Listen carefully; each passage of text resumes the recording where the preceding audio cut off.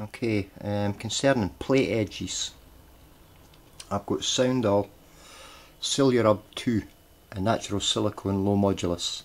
It keeps its elastic, and after years of use, this is on the outside, you can see it's still elastic. And these are bigger beads put on the outside. Purely when I was first starting out a few years ago, I used this because of the size of the tank. They get all sorts. Now, I've washed the plates and dried them, and I'm going to put it along the edges to see how long they last, and we'll just, you know, get a go. I mean, I don't really need this. I'm using the dry units. My edges didn't really come into play, only where my holes might be. But anyway, here we go. Okay, what I've done is I've just run a bead along the side of the plate, the two plates that are actually going to be used. My positive and my negative over here. Now if you give it I suppose about an hour, you can work this with your hand because it gets a skin over the top. It'll get a skin over the top, and then you can work it with your hand down to a more sort of regular shape that you maybe want. You can pretty much see here that after about 40 minutes an hour, it just becomes tacky on the outside there, and you can more or less take it. I'm running out of battery fast here, so you can more or less take it and mould it around till it fits a wee bit better. Can you see that? Press it down onto the edges. I'm quite sure you could make a better job if you split the plates up, but I'm not really wanting to open them for this. I just want to double check that it actually works. I've never had any problem with it in any other application ever. It's fantastic stuff. I'm not sure if I'm getting that completely on screen there or not. You see how I can push it in and it's still sort of under the skin, it's still curing, so I've just got that wee bit of play in it.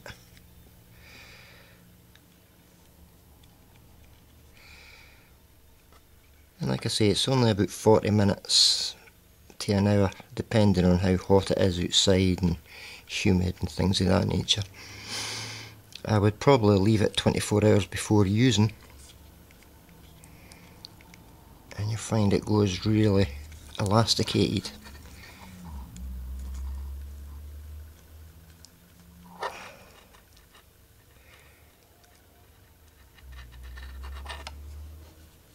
Well, I'm making the best of jobs of this right enough, but fit for purpose, as they say. So I can test it and see what we get. There we go.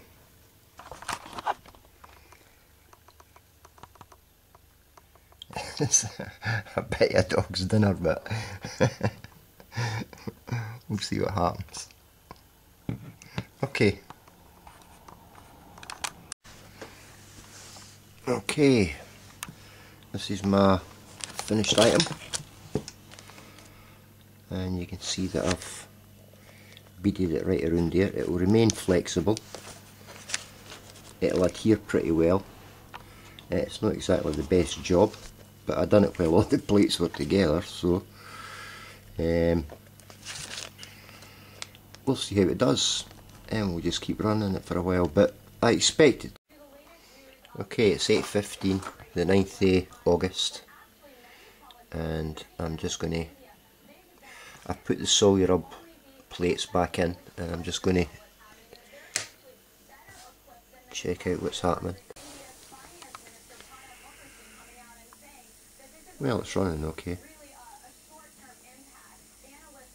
I mean, the point here with these kind of tests is certainly not to produce great amounts or anything, it's purely to test the materials.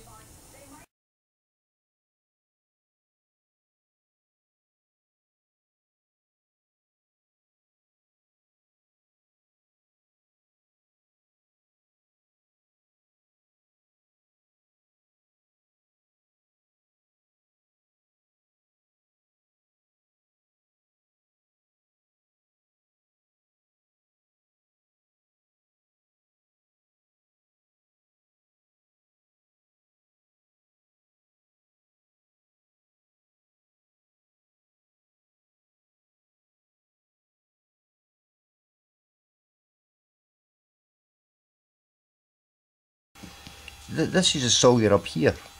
This is another type of stuff that was meant for chemicals and chemical factories. It didn't actually do so well.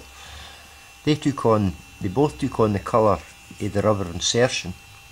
This is rubber insertion. It's reinforced with hemp. So the other parts that I tested, now I tested these over a lot of weeks. I boiled them up in the pressure cooker and basically I was just testing what would stick and what would hold up. And the solder rub, this is 3 years ago that I've done this. The solder rub still adheres really well. And again here at the pipe, I ended up using other material for bonding the pipes going through. That's just the way I do my lids. It's just easier. One piece of copper. But you can see it's really held up. It's discoloured. Again, it seems to take on the colour of whatever it's getting bonded to. But that's the other material. It lasted okay, that one. It didn't discolour like this, and it seemed to last longer. It's much more rigid though. That's a more rigid. Where this is really still pliable. It's still flexible. I don't know if you'll be able to see it or not. And it's really still stuck to the walls. In this case, this is the solder rub again. We can see it on the back. You can see that it's still bonded there, all the way up. And this other chemical one, it's still bonded as well, but no. I mean, look, I can just see. I'm not going to peel it right off, but see how easy that came off there. That's just, look, that's me trying with my nail to get it off. So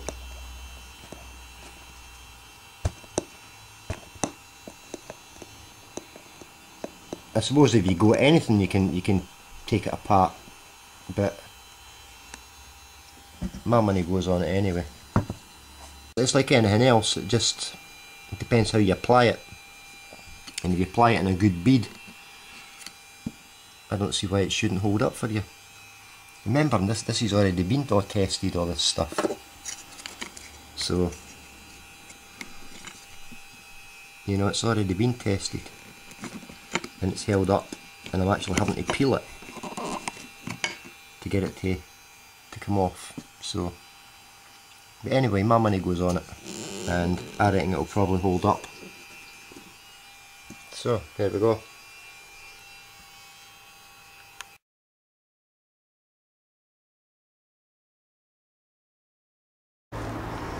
Okay, I've given these plates a little rinse. Oh, that's still on the go. Stop. I've given these plates a little rinse there, and we can see that the solder rub is still adhering really well.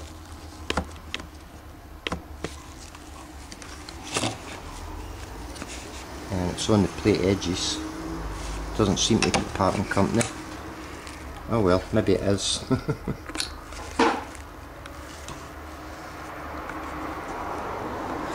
Bits of it are and bits of it aren't, so I would kind of hold back on that. See, that's no parting company at all.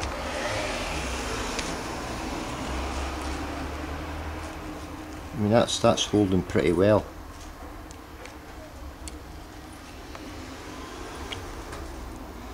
So that's after some 10 days. I think if it was done correctly and not quite so slapdash as I done it there, it would probably be okay. Right, let's try it in the big unit.